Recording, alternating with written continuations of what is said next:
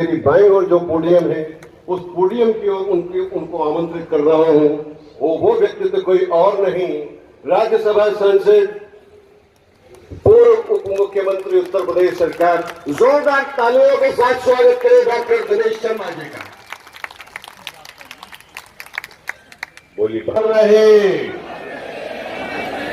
रज्जू बुधालिया अमर रहे। के साथ में वो किसी दल में रहे हो, लेकिन मेरे साथ में वो दिल में रहे। ऐसे मैं भैरव मिश्र जी को मैं हमेशा याद करता हूं, जिनकी योग्यता और जिनकी पॉपुलरिटी। तो आज सुबह से जो हमीरपुर के सम्मानित अध्यक्ष हैं पाठक जी, सुनील जी, और महोबा के जिलाध्यक्ष भी हैं कुशवाहा साहब। ये तो अध्यक्ष तो जनाती होता है, सबका स्वागत करने वाला, तो इससे सबसे बाद में आना चाहिए। उपस्थित सभी महानुभाव, हम लोग बहुत सारी यादें जोड़ी हैं। मैं बैठा बैठा बहुत सारी चीजें सोच रहा था, लेकिन होता क्या ना, बारात में जाओ तो बारात में जब जो नया नया जाता, जो बाराती जाता है उसको गरम गरम खाना मिलता है, और जब आप बाराती के बचा कुचा मिलता है वो घर के जनाती को मिलता है। तो सारे नेता तो बोल गए, सब बाराती लोग थे। अब आखिर में जो बचा कुचा है वो बोलने के लिए मैं खड़ा हूं, मैं जनाती हूं। अब जनाती इसलिए हूं कि रज्जू बुधालिया मेरे लिए मेरे भाई की तरह थे। राजनीतिक संबंध होते हैं, उन संबंधों से कहीं ऊपर संबंध मेरे उनके रहे, और मुझे तो उनकी बहुत सारी चीजें याद आती हैं।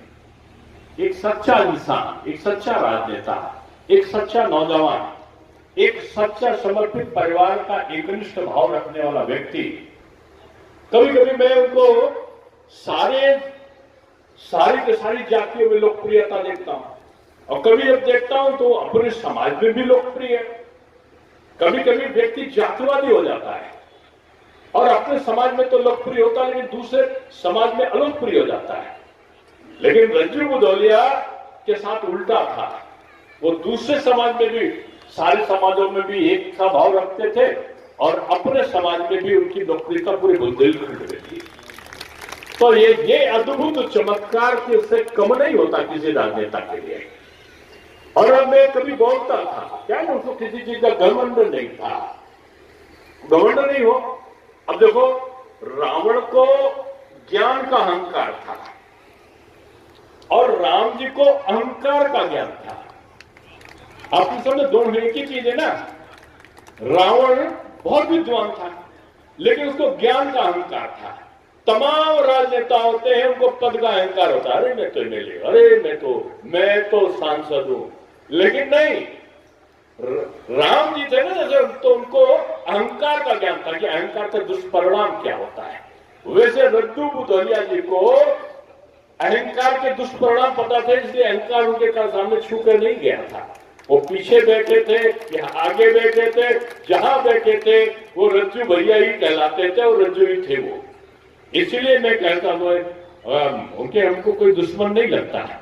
लेकिन एक बार वो किसी से नाराज हुए, बीजेपी में नहीं थे, लखनऊ आए तो दल बल के साथ आए, और फिर अकेले मुझसे मिले। मैंने कहा, और उनको कष्ट था, कोई उनका बहुत प्रिय था, उससे ही कष्ट था। उन्होंने कहा, भाई साहब मैं आपसे राय लेना चाहता हूं। तो मैंने कहा, मैं लंबी चौड़ी बात नहीं करूंगा रज्जू भैया, आप जिससे आपको प्रतिशोध नहीं लेना है। बोले क्यों? मैं कोई डरपोक थोड़ी हूं, मैं अगर चुप रहता हूं तो इसका मतलब कायर नहीं हूं। तो मैंने एक लाइन कही थी उनको कि नायक हमेशा दुश्मन से लड़ते हैं, और जो नालायक है वो अपनों से लड़ते हैं। तो उन्होंने कहा, भाई साहब आपकी बात में समझ गया है, आपने आते ही कहा कि आप नायक हो।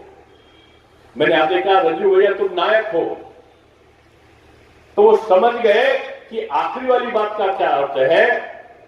मैंने कहा, जो नालायक है वो हमेशा अपने से लड़ते हैं। अब आपको निर्णय कर लो कि आप नायक हो कि क्या हो। तो बोले, आपने पहले ही बता दिया मैं क्या हूं, मैं जा रहा हूं, अब मेरा किसी से दुराव नहीं है। मैं समझता हूं जो ज्ञान है ना, ज्ञान से सोच बदलती है, सोच से आदत बदलती है और आदत से जीवन का परिवर्तन होता, श्रेष्ठ जीवन जीने की तरफ अग्रसरित होता है। रज्जू भैया को जीवन जीना आता था। हालांकि मैं उनकी बात से जब अब आज के दिन में उनसे सहमत नहीं हूं। उस समय तो हम दोनों सहमत थे। मैं भी शादी नहीं कर रहा था, वो भी शादी नहीं कर रहे थे। लेकिन सच बताऊं, आज मैं चाहता हूं कि घर में कम से कम रज्जू बुदौलिया 8 भाई बहन थे। तो मैं भी हिसाब लगा रहा था कि उनके भाई से पूछ रहा था कि रज्जू बुदौलिया के परिवार में कम से कम 64 लोग तो होंगे। बच्चे बोले नहीं, मुश्किल से 8 बहुएं हैं और ऐसे ही बच्चे होंगे, ऐसे ही बिटियां होंगी। अब उसे इतना बड़ा छावनी में खेलेगा कौन? ये मामा का रिश्ता, ये चाचा का रिश्ता, ये ताऊ का रिश्ता, ये बहन का रिश्ता, बहनोई का रिश्ता खोता जा रहा है। और इस खोते हुए रिश्ते में परिवार की बहुत बड़ी अहमियत होती है। लोग के तर्क हो सकते हैं अपने अपने छोटे परिवार और बड़े परिवार के संबंध में, लेकिन मैं तो यही कहूंगा कि रात में बड़ा वही है जिसका परिवार बड़ा है। और जो राजनीति में है, अगर छोटा परिवार है तो राजनीति में वो सफल नहीं होता है। लेकिन उस समय मेरे भी जुलूस था और रज्जू भैया मैं भी जमीन पे लटता था। तो रज्जू भैया मेरे जीवन का आचरण में बगैर बिस्तर के सोता था। 2010 में ही मैं गृहस्थ जीवन में आ पाया। रज्जू जी मुझसे उम्र में बड़े थे और लेकिन वो बड़े होने के बाद मैं आज कह रहा हूं, मुझे कुछ शर्म लगती थी, मैं मना करता था, वो मेरे पैर छूते थे। तो मैं कहता था रज्जू भाई आप मुझसे उम्र में बड़े। बोले भैया बताइए मत, मैं आपके पैर नहीं छू रहा हूं, आप अध्यापक हो, मैं टीचर के शिक्षक के पैर छू रहा हूं। तो शिक्षक के बारे में भाव क्या है? वो सपा से सांसद हुए, बसपा से विधायक हुए, मैं दोनों कार्यकाल में आया। उसमें बीजेपी का इतना प्रचार प्रसार नहीं था। मैं चलकर आ रहा था, जैसे आज बता रहे थे वो ब्रजभूषण जी कह रहे थे कि इतनी जगह स्वागत हुआ। इत्तेफाक की बात तो मैं युवा मोर्चे का 3 बार अध्यक्ष रहा, तो पूरे प्रदेश में जनसंपर्क था, सबसे मिलना यही मेरी भूख, यही मेरा कार्य। तो आज भी वो क्रम जारी रहता कि दिन में 2000 लोगों से 1500 लोगों से मिलना लूं तो शायद खाने नहीं खा पाऊंगा। तो उस समय मैं चलकर आ रहा था, कहीं 100 लोग इकट्ठा हुए, कहीं 200 लोग हुए, कहीं 50 लोग भी आए, कहीं 300-400 लोग आए। एक जगह मेरे ड्राइवर ने कहा सर वहां बहुत बड़ी भीड़ लगी हुई है, सफाइयों की लग रही है। तो मैंने कहा ठीक है, तो अपना चलते रहो, सफाइयों की हो या क्योंकि गाड़ियां जो खड़ी थी उसमें तमाम सपा के भी झंडे थे, तमाम और भी थे, और ये राकेश मिश्रा उछल रहे थे आगे। तो मैंने कहा कि कौन है आखिर, कौन इतनी बड़ी भीड़ में 1500-2000 लोग आके स्वागत करने के लिए खड़े हुए और समाजवादी पार्टी के भी लोग लगे थे। तो किसी ने कान में कहा हो सकता कोई समाजवादी पार्टी का नेता आने वाला हो, और वो खड़े जो यहाँ के सांसद हैं बुदौलिया जी, वो खड़े हुए हैं माला लिए हुए। तो आप उधर से निकल जाइए। मैं कौन जो वो पड़ा है भाई, अगर सांसद जी खड़े हैं तो मैं तो निकलूंगा, उधर से ही निकलूंगा। ऐसा कौन सी बात हुआ? मैं उधर से जब गया तो जोर जोर से जिंदाबाद जिंदाबाद जिंदाबाद करते करते वो आके मुझे मालाओं से लाद दिया। तो मैंने कहा भैया तेरी तो फुर्सत हो गई, आज तुमने सपा के सांसद के नाते माला पहनाई, कल ही तुमको कॉल आ जाएगी। बोले भाई साहब कॉल नहीं अकाल आ जाए, मेरे पर सेहत में असर नहीं पड़ता। मेरा संबंध जिससे भी है, चाहे जिस दल का है, चाहे जिस जाति का है, वो मेरा है और मैं उसके लिए समर्पित हूं। शायद रज्जू बुदौलिया की यही विशेषता थी, संबंधों का निर्वहन। 20वीं के विधायक थे, फिर इन्होंने मेरा कार्यक्रम किसी ने रख दिया और मैं आ रहा था, फिर लोगों ने कहा कि आगे बसपाई खड़े हैं। मैंने कहा एक बार मेरे साथ घटना घट सकती है, आपकी पहले सपाई खड़े थे, आपकी बसपाई है, पता करो कौन है। किसी ने कहा शायद बादशाह सिंह लग रहे हैं।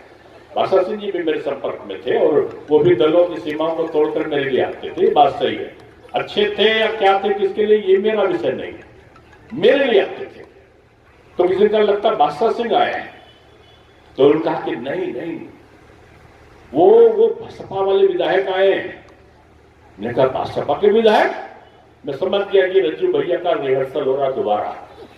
और मैं गुजरा और वही प्रेम, वही स्नेह, वही आलिंगन, गले का लगना, प्रणाम करना। और इस बार तो गजब ढा दिया कि वो मेरे जो कार्यक्रम था, एक सामाजिक कार्यक्रम था, वो मेरे मंच पर भी आ गए।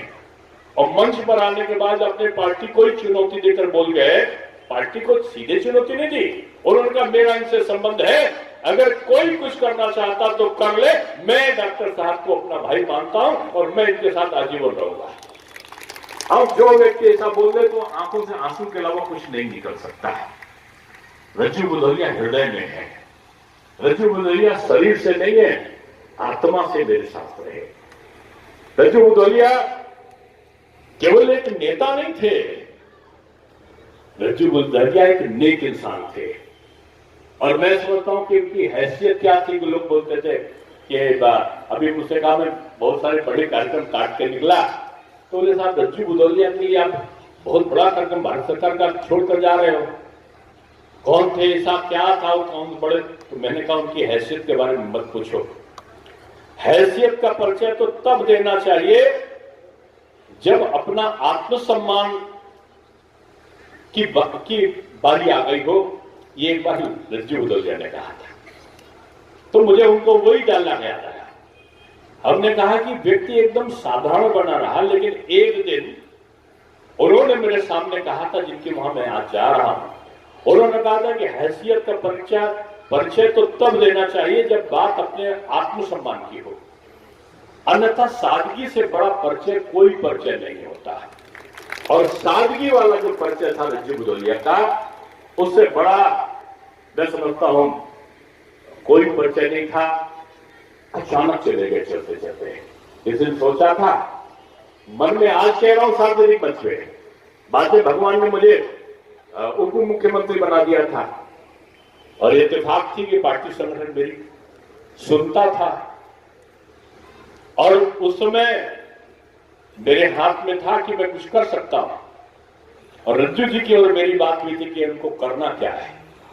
ये रज्जू जी की मेरी बात हो गई थी, क्योंकि जब रज्जू जी ज्वाइन करने के लिए जब मेरी उनसे बात हुई, तो आज मैं रहस्य बोल रहा हूं, तो उनका भाई साहब मुझे कुछ नहीं चाहिए, मैं आ रहा हूं। हमने कहा हर नेता रज्जू भैया कहते हैं, लेकिन आप ऐसा नेता है, अगर आएगा तो आपको खाली नहीं रखना है। तो बोले भाई साहब आपके भरोसे कुछ ऐसा मन चाहे कर लेना। तो मैंने उनसे एक बात की धीरे से, हमने कहा रज्जू भाई, जो सांसद है वो तो पुष्पेंद्र सिंह चंदेल तय है, उसके बारे में मैं दूसरा नहीं बोल सकता। बोले मैंने कहां कहा, अगर वो आपके सांसद के हैं तो मेरे भी हैं, अच्छे आदमी हैं, मुझे कोई इतराज नहीं। जो पार्टी का वार्ड का काम कहोगे मैं वार्ड का काम करूंगा। और ऐसा उसके बाद मैंने उनके संदर्भ में सबसे बात करके कुछ रखा था, और तय था कि रज्जू बुदौलिया शीर्ष पर जाते हैं। लेकिन आज उनको नहीं था। समय का सबसे बुरा क्या है? समय। दोनों में अंतर क्या है? समय का। आज वो हमारे बीच में नहीं है, कल हमारे बीच में थे। तो इस समय के साथ जो चलता है वही सरताज बनता है। जो समय के साथ न चल के हमेशा आशंकित रहता है, वो पराभव का जीवन व्यतीत करता है। इसलिए मैं हमेशा कहता हूं, कुछ लोग है ना, वो सोचते अरे मेरे समय तो उप मुख्यमंत्री था, क्या जमाना था, अरे मैं तो प्रदेश का अध्यक्ष था यूथ का, नहीं मैं 11 साल में रहा, अरे भाई मैं तो पर्यटन का भी मिनिस्टर था, अटल जी का संयोजक था, कल्लाह जी के साथ में था। अगर मैं ये सोचने लगूं तो मैं आगे काम नहीं कर सकता। जिस दिन उप मुख्यमंत्री का शपथ हुआ दूसरी बार 22 में, मैं दूसरे दिन 25 तारीख थी, मैं 26 तारीख से दौरे पर निकल गया। आज तक मैं किसी से नहीं पूछता हूं क्या है, दिन में 5 कार्यक्रम मिनिमम करता हूं, 5 से बढ़कर 10 हो जाए तो भी कोई बात नहीं। 1 से 1,500 आदमी से प्रतिदिन मिलता हूं। क्या है, आपको अपना काम खुद खोजना होगा, आप अपनी व्यस्तता को खुद आपको लाना होगा। आप अपने सुख का ठेका किसी दूसरे को नहीं दे सकते हो। आपको अपने सुख के लिए अपने आप में परिवर्तन खुद करना होगा। और जो काम करता है ना, सारे लोग उसके साथ होते हैं। रज्जू बुदौलिया ने ये चिंता नहीं की कौन क्या कहता है, कौन क्या नहीं करता है, और वो हमेशा सीखते रहे। जो सीखना बंद तो समझो जीतना बंद है। हुनर है तो कद्र है, और हुनर नहीं है, आपके पास फॉलोइंग नहीं है, आपके पास लोग जानने वाले नहीं है, तो कोई आपकी कद्र नहीं होती। इसलिए मैं हमेशा, चाहे वो बाबूलाल जी हो, चाहे जितेंद्र सिंह जी हो, चाहे चक्रपाणी हो, चाहे मनीषा जी हो, चाहे पुष्पेन जी हो, आदरणीय भैरव जी, ऐसा भी सदपुरुष जो बलशाली होते हुए पार्टी में अगर नहीं मिला तो भी लगे हुए। मैं ये कहता हूं कि प्रतीक्षा और समय आपके राजनीतिक दिशा और दर्शन का परिवर्तन के सूचक बनते हैं। इसलिए रास्ता चिंतन से नहीं, रास्ता चिंता से नहीं, चिंतन से निकलता है। और ये बात भी हम लोगों ने रज्जू भाई से कही थी कि आगे का रास्ता निकालना है, तो भाई साहब चिंता आपको ही करनी है। तो मैंने कहा रज्जू भाई, ये रास्ता जो है चिंता से नहीं निकलेगा, ये चिंतन से निकलेगा। और हम आपके बारे में चिंतन मैंने प्रारंभ कर दिया है। लेकिन वो तारीफ कभी सुनते नहीं थे। बोले भाई साहब आप मेरी तारीफ मत किया करो। तारीफ इंसान के काम की होती है, और खुशामद जो है ना, वो काम के इंसान की होती है। यहां पुष्पेंद्र सिंह चंदेल सांसद हैं तो इनकी खुशामद है, कल दिनेश शर्मा नहीं है तो इनकी खुशामद नहीं है। ये जो खुशामद होती है वो काम के स्थान की होती है, लेकिन जो तारीफ है वो इंसान के काम की होती है। इसलिए मैं रज्जू बुदौलिया की तारीफ कर रहा हूं, क्योंकि उनके काम की तारीफ है कि उन्होंने काम किया था। और मैं क्या कहूं, वो एक बार जब घर से निकले तो मुझसे कहे भाई साहब मेरी कोई और इच्छा नहीं होती, सब जगह डेवलपमेंट होता है, जब मुंबई जाओ या कहीं जाओ तो लेकर लगता है, क्या कभी हमें बुंदेलखंड में भी ऐसा होगा? आज बुंदेलखंड में लोग जो कहते थे ना शादी ब्याह हो तो मैं लखनऊ में मैं चाट बहुत खाता हूँ, मुझे चटोरा लोग बहुत मानते हैं। मतलब जैसे निकला तो बतासा खा लिया, टिक्की खा ली, मटर खा ली, मुझे शौक था। तो मेरे पिताजी का कागज का कारखाना था, नानाजी देशमुख जी और वो साथ में बहुत बैठते थे, तो मैं उनके लिए चाट लाता था एक खोंचे से, ठेले वाले से। वो नहीं हमीरपुर का बुंदेलखंड का रहने वाला था, बांदा का संबंध। तो मैं जब पर्यटन का चेयरमैन बन गया, लाल बत्ती चला करती थी, तमाम गार्ड वार्ड पुलिस ये ताम झाम, तो मैंने देखा वही चाट वाला लगाए हुए पंडित जी। तो मैंने अपनी गाड़ी रोकी, देखा कोई है नहीं, तुम लोग आगे जाओ, मैं चुपके से खा लूं। जैसे खाने के लिए खड़ा हो, जैसे लोगों ने घेर दिया, अरे डॉक्टर साहब आपको जरूरत क्या थी, घर में ठेला आ जाता, अंकल ने घर का मजा नहीं है, यहाँ जो मजा है वही ठीक है। अब वो पंडित जी आह्लादित है, बोले पैसा नहीं दूंगा, अंकल नहीं पैसा नहीं, हम पैसा तुमको देंगे। बोले अगर आप देने ही चाहते हो तो मुझे कुछ दो, मांगो, आप कुछ मत मांगो, मैं तुम्हारे लड़के की नौकरी लगाता हूं। बोले नहीं चाहिए नौकरी हमको। तुमको फिर उससे बड़ा क्या चाहिए तुमको? बोले बंदूक का लाइसेंस चाहिए। अब आप सही मानो, मैंने वही डीएम को लगाया। मैंने कहा कल पंडित जी आ रहे हैं, ये चाट का ठेला लगाते हैं, मैं इनकी चाट खा रहा हूं, और बना के रखो ये इनका पता, ये इनका नाम, इनका सारी रिपोर्ट लगा के कल सुबह आप इनको बंदूक का लाइसेंस बना देना है। अब उन्होंने जब वो गए डीएम साहब के पास तो बोले भैया चाट का ठेला लगाते हो, बंदूक खरीद पाओगे? बोले नहीं। तो बोले डॉक्टर साहब से जाके कहो वो बंदूक खरीद के तुमको दे। हमने कहा ठीक है, तुमको खरीद के मैंने दे दी। यहां तक तो कहानी थी। मैंने उसके बाद उनसे पूछा कि आपने लड़के की नौकरी नहीं चाहिए और आप बुंदेलखंड के होकर आप कहते हो कि बंदूक का लाइसेंस दिला दो। बोले डॉक्टर साहब यही बंदूक हम सबकी रक्षा कर सकती है। अपराध इतना बढ़ गया है कि घर से निकलो तो बहू बेटियों की इज्जत संभाले नहीं समझती। वहां पर रात को चलो तो मोटरसाइकिल तेजी से नहीं चला सकते कि गड्ढे में सड़क है या सड़क में गड्ढा है, बिजली आती नहीं है और अपराध इतने बढ़े हुए हैं, हम करेंगे तो क्या करें। उस प्रसंग का जिक्र जब मैं कर रहा था तो रज्जू बुदौलिया ने कहा, मैं भी चाहता हूं कि सड़क हो, मैं भी चाहता हूं कि 24 घंटे यहां पर बिजली आए, हम चाहते हैं कि यहां पर उद्योग आए। आज मैं कहता हूं रज्जू जी, आपको हमारे मुख्यमंत्री ने और हमारे प्रधानमंत्री ने आपको श्रद्धांजलि दी है।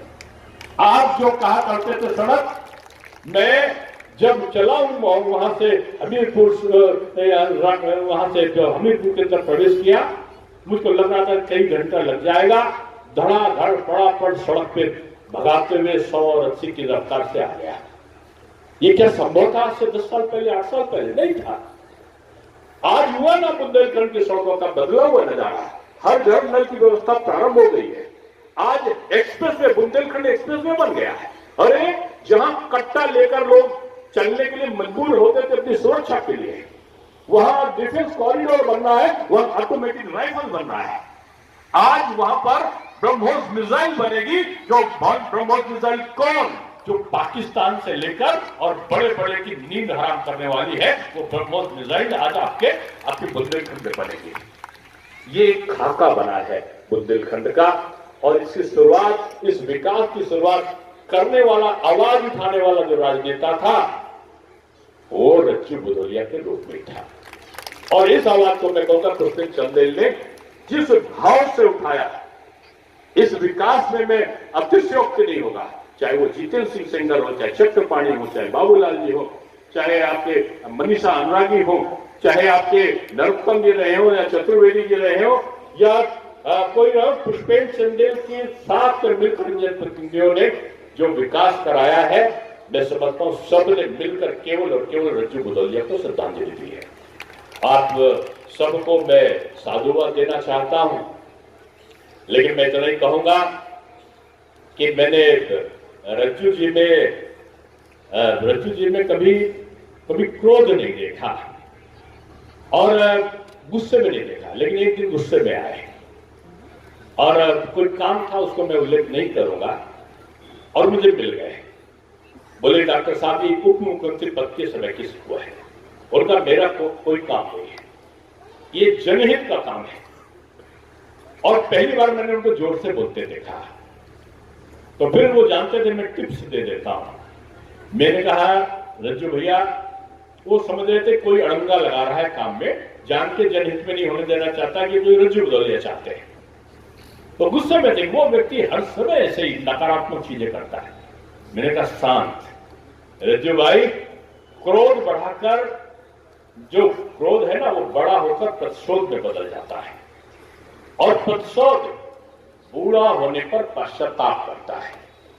जब आप बहुत समय होगा प्रतिशोध में, कई खानदान की दुश्मनियां चली गई, आल्हा उदल बेचारे लड़ते लड़ते कितने लोगों का संग्राम किया होगा, केवल क्रोध में के कारण कि एक की आन बान शान।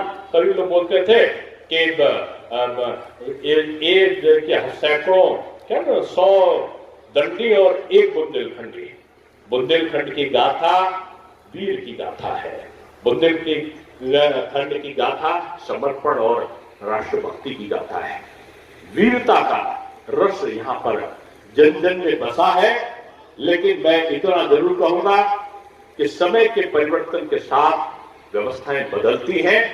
अब बुंदेलखंड पानी के लिए वो सर पर लेकर चलने वाली महिलाओं का वो प्रदेश नहीं रहा। लोग शादी नहीं करते थे यहाँ।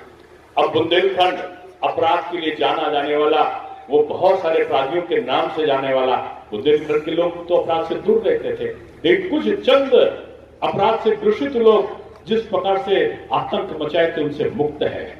आज बुंदेलखंड अन्य प्रदेशों की तरह लंबी लंबी चौड़ी चौड़ी सड़कों से प्रदेश के अन्य भागों से जुड़ रहा है। आज बुंदेलखंड अपने ऐतिहासिक साक्ष्यों को बटोर रहा है। इसलिए मैं आप सबसे कहूंगा कि हर काम करो, जैसे आपने रज्जू बुदौलिया को एक अच्छे जनप्रतिनिधि के रूप में चुना, प्रतिनिधि पर विश्वास करो। जब मुझे लगा कि पुष्पेंद्र 2000 से हार गए, तो मुझे लगा कि आज लोगों के घरों में बहुत अफसोस हो रहा होगा कि आज अगर ये हो तो शायद ये भी बन जाता, आज ये होते तो शायद ये भी बन जाता है। इसलिए बाबूलाल जी, आप जो आह्वान कर रहे थे, आपकी बात में दम है, और आपकी बात में दम इसलिए है कि अगर अच्छा जनप्रतिनिधित्व नहीं करोगे ना, आपके लिए काम नहीं करेगा, घर में बैठेगा। इसलिए प्रतिनिधि का चयन करते समय जैसे आपने रज्जू भदौरिया को चुना था, वैसे अच्छे लोगों को चुनिए। रज्जू जी आज नहीं है, लेकिन ऐसा भगवान परिवार सबको दे। लेकिन परिवार में एक दो वाला परिवार नहीं कह रहा हूं मैं, भरा पूरा परिवार दे। भदौरिया जी के परिवार के लोग अब कंजूसी शुरू कर दिए हैं। तो मैं चाहता हूं कि वैसे ही हरा भरा परिवार अपने शौर्य को, अपनी प्रगति की तरफ आगे बढ़े। बहुत सारे लोगों का मैं नाम नहीं ले पाया, और मैं जानता हूं कि जब मैं आता हूं तो कभी मुझे वो हरिहर मिश्रा दिखते थे जो पहले कार में करते है, जिनको हम मुंह से इस बुंदेलखंड के लगाव से देखते हैं। और आज मुझे 10 नवंबर है, जहां तक मुझे याद है कि रज्जू भदौरिया जी का जो देहांत हुआ था 10 अक्टूबर 2021 में हुआ था। और ये बबलू जी और उनके छोटे भैया सब लोग आए थे, और इन्होंने कहा जब भी रखेंगे तो आप आएंगे तभी रखेंगे। तो मैंने कहा तो श्रेष्ठ काम है। अब इत्तेफाक था 10 अक्टूबर को कोई बहुत जरूरी काम था, तो उन्होंने कहा कि तारीख 10 ही रखिए, भले 1 महीना बाद हो, और आना आपको ही है। तो मैंने कहा ठीक है, इतना एक और कर देना। और उनका आप मेरे लिए श्रेष्ठ हैं। तो मैंने कहा मैं भी अपने से एक को श्रेष्ठ मानता हूं जीवन में, राजनीतिक क्षेत्र में, और वो है आदरणीय कल्लाद मिश्रा। तो उन्होंने कहा कि कल्लाद जी हम सबके भी श्रेष्ठ और परिवार के। और मैंने कहा तो आप जैसे ही नाम लेंगे, उनका कि वो मुझे पता नहीं पहचाने न पहचाने। उनका अरे नहीं भाई, रज्जू को तो पुत्रवत मानते थे, और अगर जरा सा भी स्वस्थ रहे तो आएंगे जरूर, और आप एक बार नाम लेना लोग कैसे कहते हैं। मैंने जैसे ही कल्ला जी से कहा, बोले अरे भले मानुस, रज्जू भदौरिया से मेरे क्या संबंध थे, तुम क्या जानो। हमने कहा मैं तो आपको पूरी तरह जानता हूं, और आपके जितने लोगों के संबंध सबको जानता हूं, और वो रज्जू भदौरिया की दामा की तरह है। और आज मैं सुबह चलने लगा तो उन्होंने कहा कि मैं व्यक्तिगत परेशानी के कारण नहीं जा पा रहा हूं, और आप बबलू जी से, उनके बड़े भैया से कहिएगा कि मैं यहीं से बैठा बैठा उनको आशीर्वाद दे रहा हूं, और जहां भी होंगे तो फिर मैं चुप हुआ तो उनका कि जहां भी नहीं होंगे वो एक ही जगह होंगे। जो अच्छा काम करता है वो ईश्वर का सबसे प्रिय बनता है, और वो स्वर्ग को ही धारित करता है, वो स्वर्ग में ही है। और निश्चित रूप में आज मैं कहूंगा, आज का तो दिन है, हम लोग जो है ना हिंदू संस्कृति को मानते हैं। और हिंदू संस्कृति में जैसे होता ना कि मुस्लिम धर्म में होता है कि जब मृत्यु होती है तो कहते हैं कि दफन कर दो, सुकून से रहेंगे, और उनको कब्र बना देते हैं। ईसाई धर्म में भी लगभग यही कॉन्सेप्ट है कि जब पैदा होता है और मृत्यु होती है, जब तो उनके सिस्टम अलग अलग है, लेकिन जब मृत्यु होती है तो उनको कब्र में दफन कर देते हैं। लेकिन हिंदू धर्म में जब होता है तो अग्नि का प्रवाहन होता है, और अग्नि का जब प्रवाहन होता है तो लोग बोलते हैं कि लोग मानते हैं कि आत्मा चलायमान है, आत्मा गतिमान है। पैदा होते हैं तो रोते रोते पैदा होते हैं, और रोते रोते पैदा होते हैं, थोड़ा छोटा से बड़े बनते हैं, तो बड़े होते होते अरे मुझे ये नहीं मिला, मुझे वो नहीं मिला, मुझे ये मिल जाए वो मिल जाए, करते करते और बड़े बनते हैं। धीरे धीरे पता नहीं चलता कि बाल सफेद हो गए, और एक दिन ऐसा आता है कि खांसते खांसते पछताते पछताते कि अरे मेरे पास तो जीवन थोड़ा सा और होता तो शायद मैं ये काम और कर लेता। और पछताते पछताते पूरे जीवन में हमने जिनके लिए चिंता की है, जिनके लिए सोचते सोचते, जिनकी चिंता करते करते हम लोग आंख बंद करते हैं जब, तो रोने से जन्म का प्रारंभ हुआ, पछताते पछताते बड़े हुए, और जिनकी चिंता के लिए अपना पूरा जीवन लगा दिया, वो रोते रोते कंधे पर डालकर हमको चिता में उन्होंने विदा कर दिया। हम जिनके लिए चिंता करते रहे, उन्होंने ही चिता में हमको डाल दिया, आग लगाकर हमको विदा कर दिया। ये आत्मा चलायमान है, शरीर जल गया, हमारा अंग जल गया, हमारा अस्तित्व मिट गया, लेकिन जो हमारी आत्मा है वो चलायमान है, वो गतिमान है, एक शरीर को छोड़ती है वो दूसरे शरीर में प्रविष्ट कर जाती है। अगर सद आत्मा है तो वो किसी न किसी सद आत्मा में प्रविष्ट करती है। इसलिए मैं कह रहा हूं कि हे रज्जु बुदौलिया, आप सदात्मा थे। ईश्वर, मैं आपसे प्रार्थना करता हूं कि आप रज्जु बुदौलिया को सदगति प्रदान करें। सदगति का मतलब यही है कि अच्छी जगह पर उनकी आत्मा प्रविष्ट करके इस पृथ्वी पर पुनः जन्म ले। और मैं तो यही कहूंगा कि बबलू जी, आपके परिवार में ही किसी न किसी रूप में रज्जु बुदौलिया पुनः जन्म ले और अपने भूले हुए काम को उन के माध्यम से कराए। ये ईश्वर ने जन्म दिया है और ये ईश्वर ने ही जन्म की अवधि को तय किया है। वो हमारे जीवन का टूर ऑपरेटर जैसे होता है कि हमको लखनऊ से दिल्ली जाना है, दिल्ली से चेन्नई जाना है, कहाँ ठहरेंगे, कहाँ खाएंगे, ये हमारी व्यवस्था किस ट्रेन से आएंगे, किस जहाज से आएंगे, ये टूर ऑपरेटर तय करता है। वैसे हमारे जीवन का टूर ऑपरेटर जो है, हमारे जीवन की यात्रा का जो टूर ऑपरेटर है, वो मेरा ईश्वर है। वो तय करता है कि तुझे कब पैदा होना है, तुझे क्या बनना है, तुझे किसके लिए करना है, तुमने कौन से अच्छे काम करके आए हो और तुम्हें कब शरीर को छोड़कर जाना है, ये सब हमारा ईश्वर प्रभु तय करता है। इसलिए विधि का जो विधान है उसे कोई नहीं टाल सकता। विधि का विधान क्या था? माता सीता की जन्म कुंडली खुद गुरु वशिष्ठ ने देखा, जो ज्योतिष के श्रेष्ठतम पुरुष थे। उन्होंने राम जी की जन्म कुंडली देखकर उनका तिलक कब होगा ये तय किया कि राज तिलक कब होगा। खुद श्री हरि विष्णु भगवान नारायण के अवतारधारी भगवान मर्यादा पुरुषोत्तम राम का जीवन, जिसमें माता सीता की जन्म कुंडली विचारने के बाद आई, तो उन्होंने कहा कि उन्होंने उस जन्म कुंडली को देखने के बाद स्वयंवर हुआ, राम प्रभु का आवरण हुआ, आचरण उनका हुआ और उसके बाद भी प्रभु उनका वनवासी जीवन बन गया, उनका राज तिलक नहीं हुआ और वो जाके वन के गमन में 14 वर्ष उन्होंने बिता दिए। ये विधि का विधान है जिसे कोई नहीं टाल सकता। इसलिए रज्जु जी का आना, काम करना, परिवार में रहना, समाज में रहना और आने के बाद अचानक बगैर किसी से सेवा कराए, बगैर घर गृहस्थी बसाए, लेकिन वही घर जो बाप है, जो भाई है, जो भतीजा है, सब रज्जु जी के लिए, जो मोहल्ला है, पड़ोसी है, सब उनके लिए चलते चलते उनको रोते रोते विदा कर दिए। आज हमने उनकी मूर्ति का अनावरण भी कर दिया। उस मूर्ति से लगता है कि रज्जु बुदौलिया बोल रहे हैं और कह रहे हैं कि हमें सदगति आज के कार्यक्रम के बाद मिल जाएगी। और ये सदगति निश्चित रूप में किसी न किसी शरीर में, किसी अच्छे के शरीर में प्रविष्ट करे। यही आवाहन के साथ मैं अपनी वाणी को विराम देता हूं, क्योंकि मैं भावुक होकर कहां से कहां पहुंच गया मुझे पता ही नहीं चला, क्योंकि आत्मा से निकले हुए शब्द हैं और वो शब्द अपनों के लिए निकल सकते हैं। इसलिए मैं आखिर में कहूंगा कि अपने ये सब जैसे रज्जु जी करते थे ना, कौन अनुरागी है, कौन लोधी राजपूत है, कौन यहाँ पर कुशवाहा है या निषाद है, कौन यहाँ पर राजपूत है, ठाकुर है या कौन ब्राह्मण है, एक ही है सब। और कौन है वो हिंदुस्तानी है, सब हमारे नागरिक हैं। इनका आचरण करके इन सारे सनातनियों को एक करने का संकल्प लो। और एक चीज बुंदेलखंड के लोग याद रखना, हम प्रगति में बाधक हैं। क्यों लोग प्रचार कर रहे हैं? आज मैं इस बात का विषय केवल एक शब्द में रख रहा हूं कि आज आपने कभी सुना ये अंग्रेजों के समय जाति और ये मुगलों के समय जाति, पहले वर्ण होते थे, जाति बनाई गई। और जाति क्यों बनाई? क्योंकि ये सनातन जो है, ये मजबूत सनातन बिखर जाए। और बिखर क्यों जाए?